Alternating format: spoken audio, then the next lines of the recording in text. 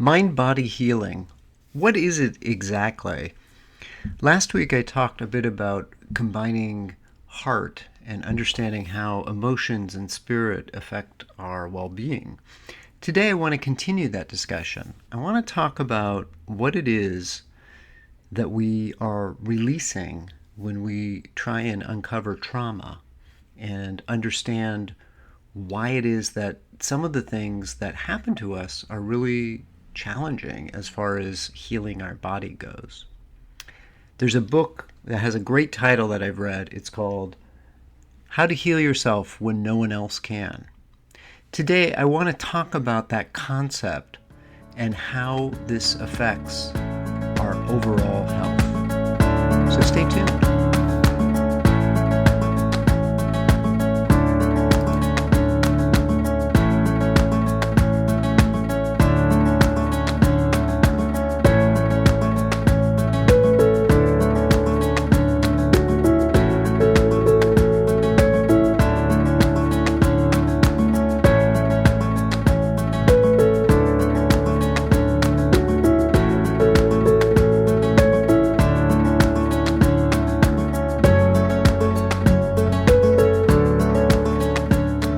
Hello and welcome to Ask Dr. Gil. I'm Dr. Gil Winkleman, and I want to continue something that we started last week around mind-body healing and mind-body and spirit, and how we bring more heart into sort of this process that goes on. And I think this is an important topic, and I've talked a little bit about this in previous programs as well. And I think that it's important because not everything that happens is physical. And I think that it's important to understand that because without that understanding, the approach to treatment medically becomes very, very challenging. So let me start by kind of telling you a story about a conversation I had with some friends this last weekend. And we were talking about someone that we know who has some fairly severe psychological pathology, for lack of a better way of saying it. And I was talking about sort of some of the things that may be going on physically, in particular pyroluria. And they just looked at me and they said, yeah, you might be right, but that's not going to solve the problem by itself. I mean, there's not a drug that's going to solve the problem. There's not a nutrient that's going to solve the problem. I mean, the wounding of this person is so deep that this is what the other person was arguing. And I kind of stopped and I thought, you know what? They might be right. And that's not to say that there's nothing that can help them, but what is going on with them is beyond just the physical. And it was kind of one of those moments for me as a physician that kind of gave me pause. So, I work hard to help everyone that crosses my path and, comes into my office. And the reality is I'm not gonna bet 1,000. No one does. And there are, of course, people that I can pass the baton to and who do other sorts of types of treatments. And I can't treat everybody, obviously. And this is where I have people that I work with, either psychotherapists or energy healers or medical intuitives, other doctors. That's beside the point for this conversation. What I do want to talk about, though, is sort of how to think about the treatment approach. And to do that, we need to understand kind of what may be going on. And so I kind of want to work backwards in this process because I think that mostly because I've already talked about a lot of the physical aspects. So let's talk about the physical aspects here. Now, one of the things that have talked about extensively on the show is sort of a very high-level macronutrient approach to balancing biochemical imbalances. Okay, so that's looking at pyroluria, where you have a zinc and B6 deficiency, and because of that, there's imbalances in terms of either molecules or proteins that are being made or not being made, or a buildup of molecules because reactions aren't happening. So that's on a kind of at a high level. And then kind of just below that is this methylation state. Now, this is actually going to go through the entire thing because the methylation gets turned on and off. It's basically changing our epigenetics.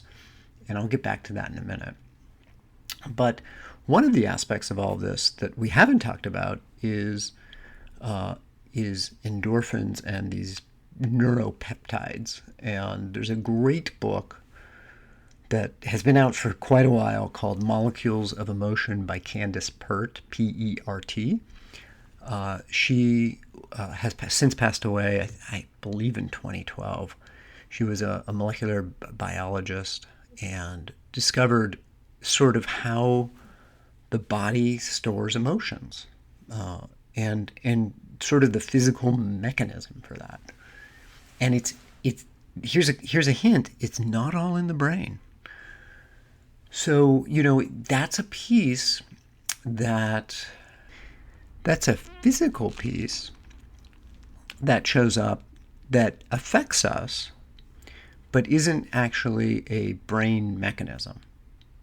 And so what Candace Pert talks about is how these peptides get stored in different parts of the body and in cells. And basically, the way to think about it is there's these keyholes on each of our cells, and there's different types of keys that can fit into the keyhole. And depending on what key comes into the keyhole, different things happen within the cell. And this may be part of how epigenetics work. So, if you get the happy key touching the cell, that turns on certain genes so that cell produces one type of protein. Whereas if you get an angry key in the cell, then that then turns on other genes that produces a more angry protein.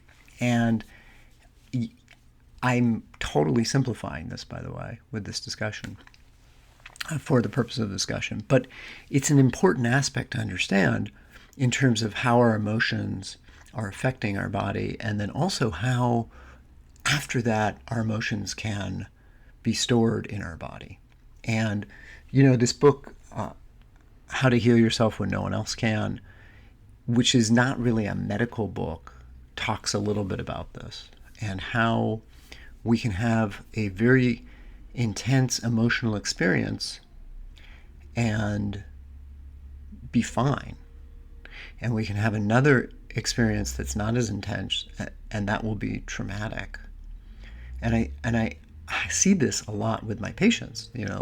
We will talk about trauma that happens, and I'll ask them about something that happened at a particular age, but they don't necessarily remember anything that's specific. But oftentimes things happen to us that we hold on to, and maybe our minds forget about them, but we don't forget about them. So as an example, maybe you had a pretty good childhood, your parents were great, but there was a kid in your second grade class that was really mean to you. Or if you had a big argument with a great friend in fifth grade that you didn't talk for 2 months. Oftentimes we don't process that experience well enough, and it gets stored, and there's evidence to suggest that because of that storage, the body kind of goes a kilter, if you will, so that we can't really, it's difficult to heal without healing that experience that happened to us. So I'm going to take a little break, and when we come back, we'll talk more about this, as well as go deeper down into what else might be going on in our experiences in life. So stay tuned.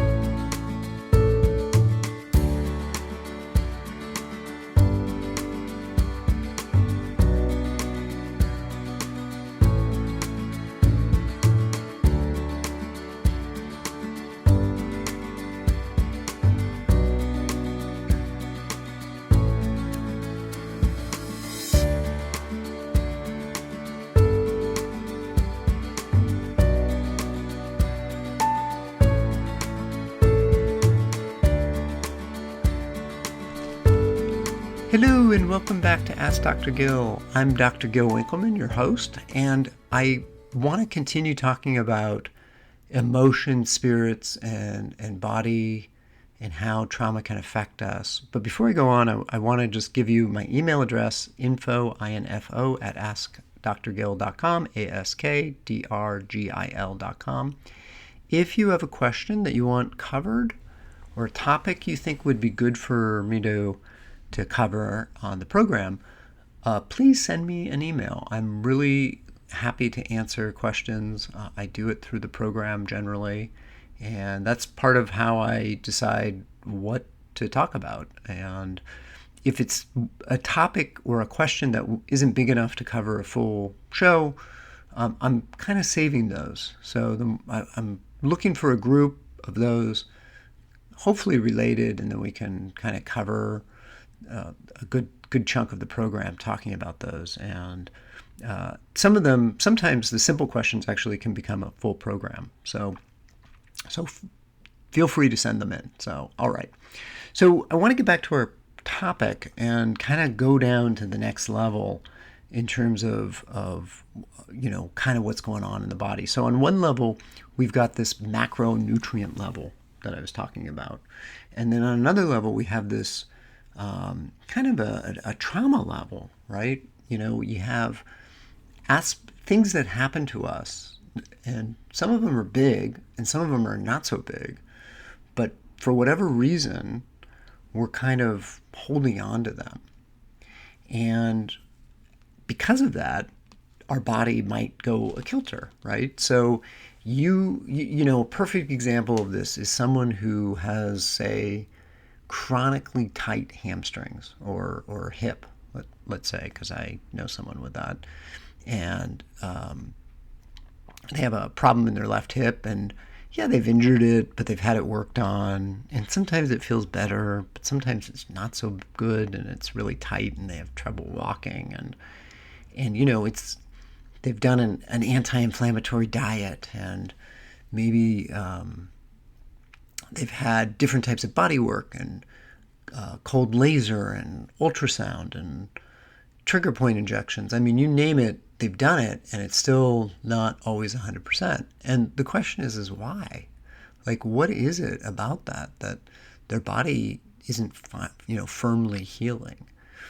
And one of the things that has come up in this not just in this case but other cases is, what trauma are they holding in their body? And so this book, that I mentioned, How to Heal Yourself When No One Else Can, talks about that in great detail. And it's not for everybody, just saying. But for some people, they might find a balance in that. And there's other books, there's other people in the field who talk about energy psychology and energy medicine. Donna Eden comes to mind immediately, and her work has been really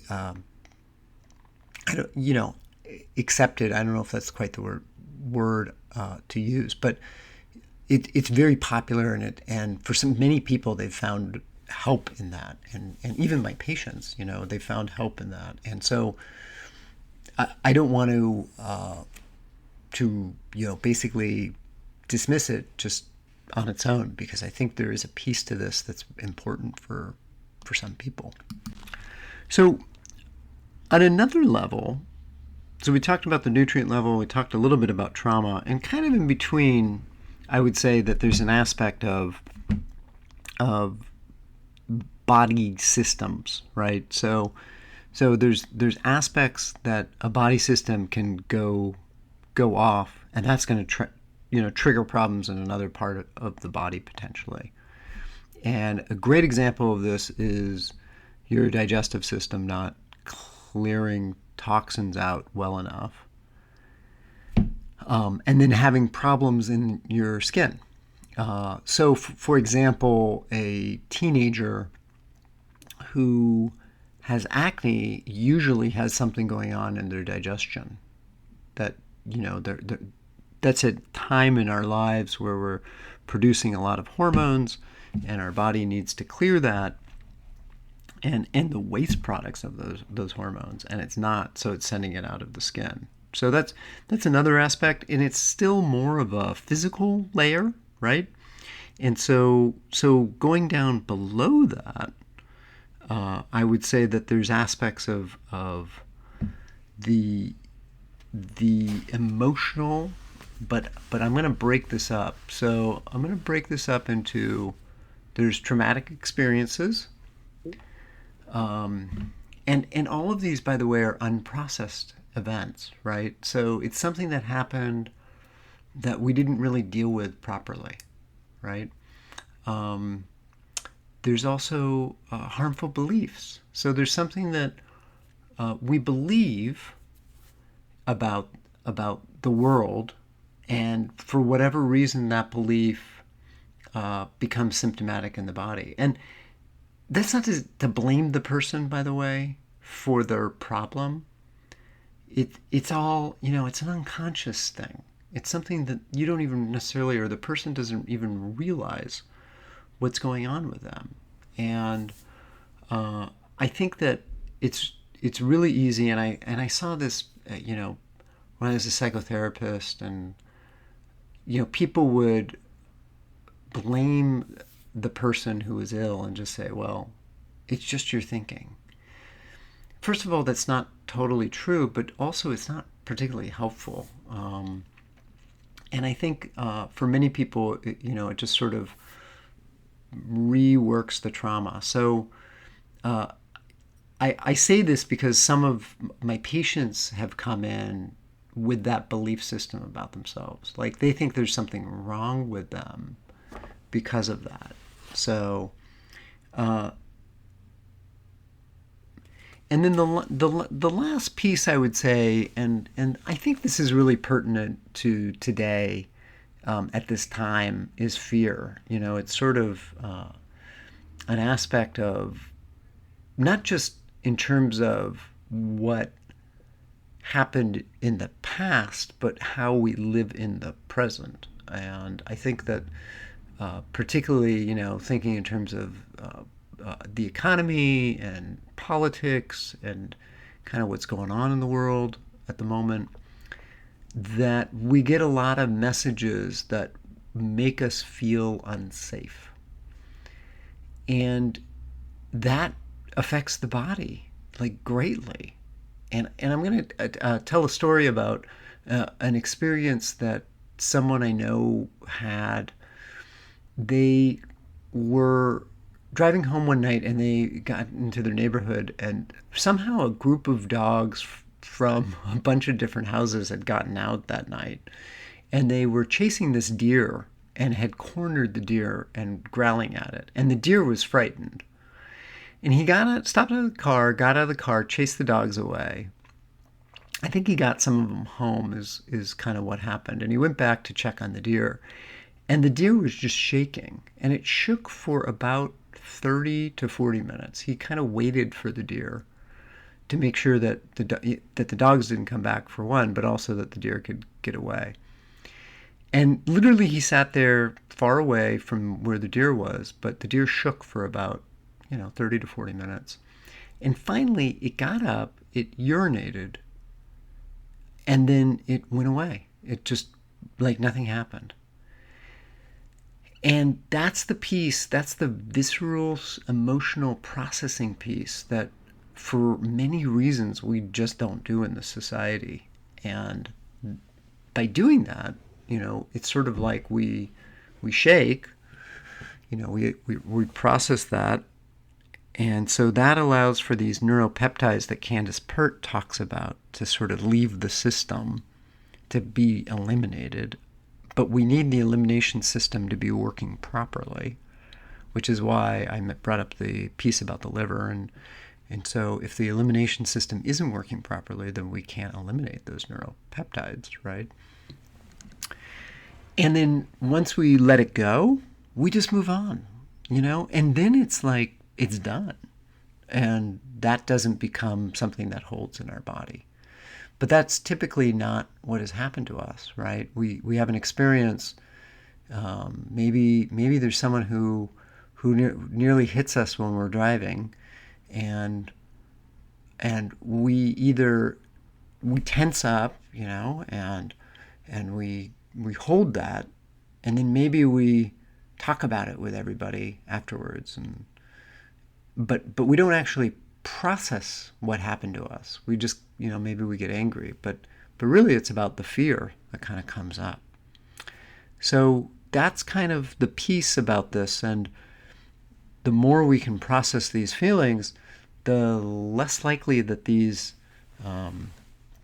molecules will sort of stick around for very long. And I'm not saying that we have to process everything, and go through life that way. But you want to live your life, but you also want to recognize when something happens, and kind of move through that.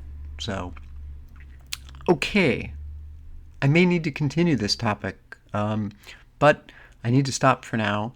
If you have a question, feel free to send me an email at info@askdrgil.com. And if you like the program, please leave a review and let me know, and let iTunes know so that other people know about this program.